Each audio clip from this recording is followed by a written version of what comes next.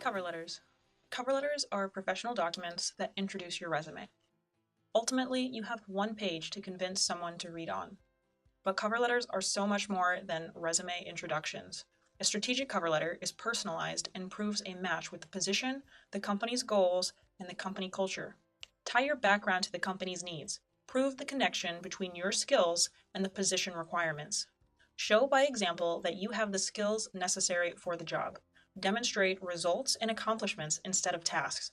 Think of a situation you encountered, the tasks you performed, your actions, and the results. Highlight any positive change you helped to produce. Answer for the audience how you are qualified for the position. What makes you unique as an applicant?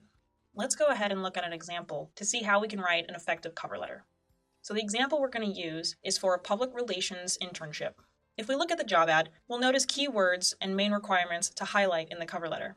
Words like creative, luxury, fashion, public relations, motivated, press kits, social media, and strategy are all words highlighted in this job ad. So our next task is to address those key requirements in our cover letter. So in our example, Donna Meagle is going to be applying for this position. You'll see that she has her resume header copied over at the top of her cover letter. Make sure you do the same. This creates a nice professional stationery effect between all your documents. It's easy to group them together that way. Next, you'll see the recipient header. You'll see the name, the company, and the address of who she's sending this cover letter to. Always address it to a real person. There's a few avenues you can take if you don't know right off the bat. If you're lucky, your job ad will have your contact's name listed in the job ad. But a lot of the time, you're not that lucky. So ways you can go about this. First, you can always try simply calling or emailing the company because a lot of the time there will be an email or phone number that you can contact and just simply ask who you should address your cover letter to for the position that you're applying to. Don't be pushy. Don't try to have a phone interview. You're simply asking, "Hi, I'm applying for this internship. Who should I make my cover letter out to?"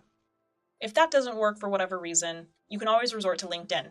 You can research who might be the potential HR director for that company, or hiring manager, or anything with related job titles that might be the best fit for your position. As a last resort, if that doesn't work, address it to the CEO of the company. That person most likely won't be reading your cover letter, but it shows your interest. It shows that you took the extra time to address it to someone with a direct connection to the company. You can easily find out who the CEO is through the company's website. Your main goal is to show effort and research so you stand out from the rest of the stack. After the recipient header, you of course have your salutation.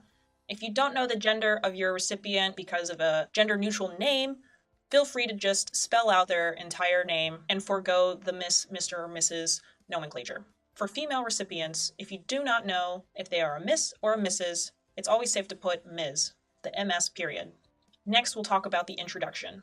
In the introduction, you want to introduce yourself and the position you're applying for, just like Donna does here.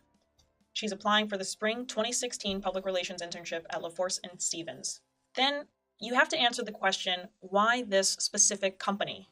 What about this company makes it appealing for you to work at? Again, make it specific. Avoid generic statements like, "I want to work for LaForce and Stevens because it's a leader in the industry." Most companies like to think they're the leader in the industry. You could easily write this same statement, copy and paste a new company name into that. It's not showing a great deal of connection with that company. Try to relate it to who you are as a person. Let's look at Donna's example.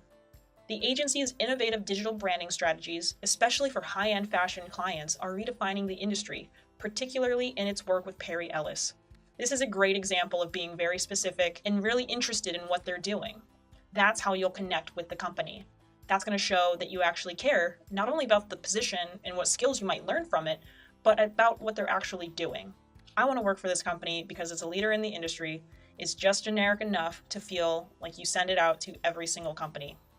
Different ways you can answer the question, why this company, can be relating it back to a person or contact that you have within that company that has told you great things about the culture or their products or their campaigns. It could be about the company's mission statement or core values. Do a little research. Spend 5 minutes on the company's website and figure out who they are and actually why you want to work for them. Finally, in the end of your intro paragraph, you're going to have a transition statement to your body paragraphs. Essentially, you're going to highlight what your reader should see in the upcoming paragraphs. Think of it as a thesis statement. Let's look at Donna's example. My experience in public relations and background in fashion design would make me a great fit for the fast-paced LaForce and Stevens team. Donna does a great job of highlighting 2 specific things that she's going to talk about in her upcoming paragraphs that would make her a perfect match for this position. Next, you have your body paragraphs.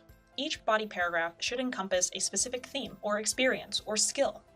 For instance, if you're highlighting specific skills, one paragraph could be about leadership, while another could be about interpersonal skills. If you're highlighting specific experiences, one could be about academic or internship experiences for your second. The key thing you want to do is just make sure everything is organized. Students will ask, how many body paragraphs should I have?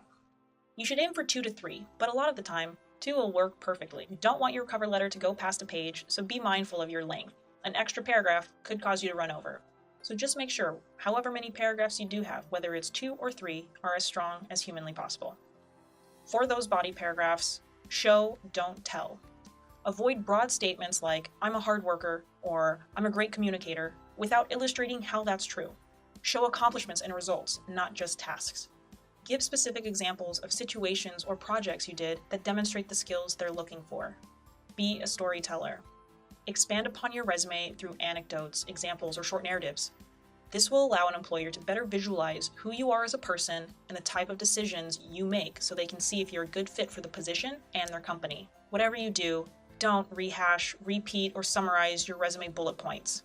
If your cover letter sounds a lot like your resume in paragraph form, you're missing out on a great opportunity to show a new facet or elaborate on what you've done in your experience. Remember, keep it short, between 200 and 350 words for the main text. Make sure they can discern your experience in 30 seconds or less. Overall, try to focus on what you can do for the company, not what they can do for you. Let's go ahead and look at one of Donna's body paragraphs. Here, we see how she created a social media strategy for her client Ben & Jerry's. She talks about how she collaborated with other account executives to integrate innovative ideas. And then throughout the semester, she increased the social media followers by 45%. She also highlights what papers have done with her press kits. In her second paragraph, she talks about how she's been designing and making clothes for years, in class and on her own. She understands the demands of the fashion industry and has a keen sense of style necessary to create brand strategies that compellingly represent high-end fashion brands. From her public relations experience and background in fashion, she would be an enthusiastic and creative asset to the public relations department there. So she does a great job of connecting it back to the needs of the company. It's a fashion company, right? So she aptly connects her personal experience with the needs of the company. In her first body paragraph, Donna does a great job of giving specific examples of projects that she's worked on, of situations she's been in, and the results of them. She's not just restating her resume. Finally, your conclusion. It's pretty basic. You just want to make sure you thank your reader for their time and consideration. Go ahead and reiterate your cell and your email contact information so that you can be reached. And then note your desire to move forward with the application process, how you'd like to talk about your skills and qualifications further. But keep it brief.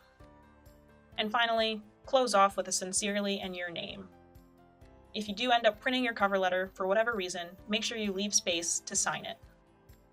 Before sending out your cover letter, always double and triple check to make sure everything is accurate, true, grammatical, spelled correctly, and the best representation of you for that position.